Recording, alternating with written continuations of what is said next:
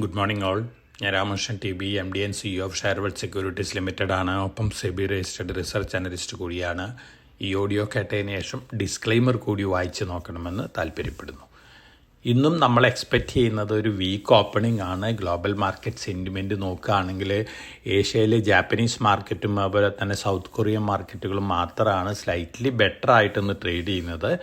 മറ്റെല്ലാ മാർക്കറ്റുകളും സ്ലൈറ്റ്ലി വീക്കായിട്ടാണ് ഇന്നും ട്രേഡ് ചെയ്യുന്നത്. ഇതിന് പ്രധാനപ്പെട്ട കാരണം ജിയോ പൊളിറ്റിക്കൽ ടെൻഷനും അതുപോലെ തന്നെ അമേരിക്കൻ സ്റ്റോക്ക് മാർക്കറ്റിലും യൂറോപ്യൻ സ്റ്റോക്ക് മാർക്കറ്റിലൊക്കെ ഇന്നലെ ഉണ്ടായിട്ടുള്ള ഇടിവാണ്. അമേരിക്കയിൽ ഇന്നലെ ഡൗ ജോൺസ് 94.45 പോയിൻറ്റ് വീക്കായിട്ടും S&P 500 26.77 പോയിൻറ്റ് വീക്കായിട്ടും നാസ്ഡാക്ക് 88.72 പോയിൻറ്റ് വീക്കായിട്ടും അതുപോലെ തന്നെ സ്മോൾ ക്യാപ്പ് ഇൻഡെക്സ് 17.75 പോയിൻറ്റ് വീക്കായിട്ടാണ് ഇന്നലെ ക്ലോസ് ചെയ്തിട്ടുള്ളത്. അതുപോലെ തന്നെ വൊളാറ്റിലിറ്റി ഇൻഡെക്സ് S&P 500 വിക്സ് 14.79 ആണ്. മിനിഞ്ഞാന്നത് 13.84 ആയിരുന്നു. ഇതും സൂചിപ്പിക്കുന്നത് സ്ലൈറ്റ് വൊളാറ്റിലിറ്റീനെ തന്നെയാണ്. അമേരിക്കയിൽ പൊതുവെയുള്ള ഒരു ന്യൂസ് ഫ്ലോ എന്താണെന്ന് വെച്ച് കഴിഞ്ഞാൽ US ഫെഡ് ഒരു പക്ഷേ ഇൻട്രസ്റ്റ് റേറ്റ് കട്ട് ചെയ്യുന്നത് നീട്ടിയേക്കും എന്നുള്ള ഒരു സംശയമാണ്. ഇതിന് പ്രധാനപ്പെട്ട കാരണം അമേരിക്കയിൽ പുറത്തു വന്നുകൊണ്ടിരിക്കുന്ന എക്കണോമിക് ഡാറ്റകളെല്ലാം വളരെ സ്ട്രോങ് ആണ്. അത് ഇൻഡിക്കേറ്റ് ചെയ്യുന്നത് വീണ്ടും ഇൻഫ്ലേഷൻ കൂട്ടുമോ എന്നുള്ളൊരു സംശയമാണ്. അതിൻ്റെ ഒരു സെല്ലിംഗ് പ്രഷറാണ് അമേരിക്കയിലുള്ളത്. എന്നിരുന്നാലും ഇന്നലെയും ചിപ്പ് സ്റ്റോക്കായ AMD പുതിയ ഓൾ ടൈം ഹൈ ഹിറ്റ് ചെയ്തിരിക്കുകയാണ്. പൊതുവേ സെലക്റ്റീവ് ആയിട്ടുള്ള ബൈയിങ് മാത്രമാണ് ഇന്നലെ അമേരിക്കയിൽ കണ്ടിട്ടുള്ളത്.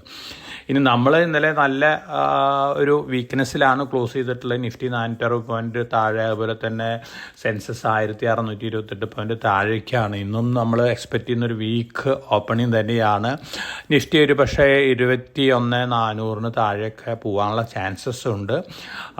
അവിടെ നിന്ന് ഒരു റീബൗണ്ട് എക്സ്പെക്റ്റ് ചെയ്യാം നമുക്ക്.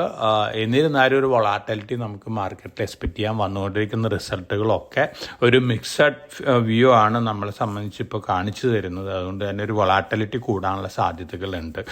ഈ മാർക്കറ്റ് ഫാളിലും ഷെയർവെൽത്ത് റെക്കമെൻഡ് ചെയ്തിട്ടുള്ള എല്ലാ സ്റ്റോക്കുകളും മുന്നോട്ട് പോവുകയാണ്. യാതൊരു പെരുക്കും നമ്മുടെ സ്റ്റോക്കുകൾക്ക് ഉണ്ടായിട്ടില്ല. 24 പിക്കുകൾ നമ്മൾ 2024 കൊടുത്തിരിക്കുന്നു. ഇന്നലെയും അതിൽ ഒട്ടുമിക്കവാറും സ്റ്റോക്കുകളും ബെറ്ററാണ്.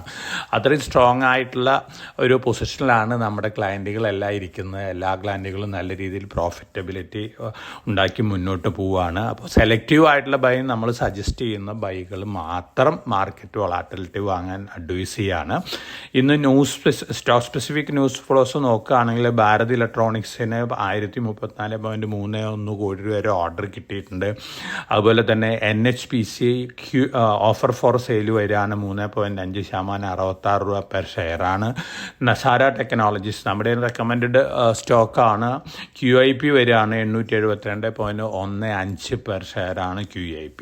പൊതുവെ വന്നുകൊണ്ടിരിക്കുന്ന ന്യൂസ് ഫ്ലോസ് എല്ലാം തന്നെ സെലക്റ്റീവായിട്ട് സ്റ്റോക്കുകൾക്ക് പോസിറ്റീവാണ്. ഒപ്പം Q3 റിസൾട്ടുകൾ വന്നിരുന്നത് മിക്സഡ് ട്രെൻഡാണ്. ഏഷ്യൻ പെയിൻറ്റ് വന്നിട്ടുണ്ട്, സ്ലൈറ്റ്ലി ബെറ്റർ ദാൻ എക്സ്പെക്റ്റേഷനാണ്. L&T മൈൻഡറി ഇൻലൈൻ വിത്ത് എക്സ്പെക്റ്റേഷനാണ്. അപ്പോൾ ഇത്തരത്തിലുള്ള ന്യൂസ് ഫ്ലോസ് ഒക്കെ പൊതുവെ ഒരു മിക്സഡ് ട്രെൻഡാണ് ഉണ്ടാക്കാൻ പോകുന്നത്. കൊച്ചിൻ ഷിപ്പ് യാർഡിൽ ഇന്നലെ പുതിയൊരു ഡ്രൈ ഡോക്ക്, ഇൻ്റർനാഷണൽ ഷിപ്പുകളുടെ റിപ്പയറിങ്ങിന് വേണ്ടിയുള്ള dry dock prime minister inaugurate ചെയ്തിട്ടുണ്ട്. അത് ഇന്നലെ തന്നെ അത് നന്നായിട്ട് മുന്നേറിയിരുന്നു. നമ്മുടെ 2024 പിക്കുകളിലൊന്നും കൂടിയാണ്. അപ്പോൾ അടുത്ത മാസങ്ങളിലും കൊച്ചി ഷിപ്പ് യാർഡ് വീണ്ടും മുന്നേറാനുള്ള സാധ്യതകളൊക്കെയാണ് കാണുന്നത്. HDFC ബാങ്ക് ADR ഇന്നലെ വീണ്ടും അമേരിക്കയിൽ 9% താഴെ പോയിരിക്കുകയാണ്. മിനിഞ്ഞാന്ന് 7% താഴെയായിരുന്നു. അപ്പോൾ ഇന്നും HDFC ബാങ്ക് വീക്ക് ഓപ്പണിംഗ് കാണിക്കാൻ ചാൻസസ് ആണ്. ലോങ് ടേം പോയിന്റ് ഓഫ് വ്യൂവിൽ HDFC ബാങ്ക് 1350 1400 ലെവലൊക്കെ വരികയാണെങ്കിൽ long term point of view വാങ്ങി വയ്ക്കുന്നത് നന്നായിരിക്കും. അപ്പോൾ വളരെ കോഷ്യസായിട്ട് മാർക്കറ്റിൽ ട്രേഡ് ചെയ്യാൻ. നമുക്കിനി വരാൻ പോകുന്ന പ്രധാനപ്പെട്ട ഇവൻ്റ് എന്ന് പറയുന്നത് February 1 വരുന്ന വോട്ട് ഓൺ അക്കൗണ്ട് ആണ്. അതിൽ പല പ്രതീക്ഷകളുണ്ട് മാർക്കറ്റുകൾക്ക്. അപ്പോൾ അതിനനുസരിച്ചുള്ളൊരു മൂവ്മെൻറ്റൊക്കെ നമുക്ക് എക്സ്പെക്റ്റ് ചെയ്യാം. കറണ്ട് ലെവലിൽ നിന്ന് മാർക്കറ്റ് താഴെ പോകുമ്പോൾ ആരും ഷോർട്ട് പൊസിഷൻ ക്രിയേറ്റ് ചെയ്യേണ്ട. കാരണം മാർക്കറ്റ് വൊളാറ്റിലിറ്റി വളരെ ഹൈ ആയിരിക്കും. അതുകൊണ്ട് തന്നെ ഒരു പക്ഷേ ഒരു നെർവസ്നെസ് ഒക്കെ ഫീൽ ചെയ്തേക്കാം. അതുകൊണ്ട് വളരെ കോഷ്യസ് ആയിട്ട് മാർക്കറ്റിൽ ട്രേഡ് ചെയ്യുക. അപ്പോൾ എല്ലാവർക്കും നല്ലൊരു ട്രേഡിൻ്റെ ആശംസിച്ചുകൊണ്ട് ഞാൻ ഇന്നത്തെ പ്രീ മാർക്കറ്റ് കമൻട്രിയുടെ അവസാനിപ്പിക്കുകയാണ്. Thank you.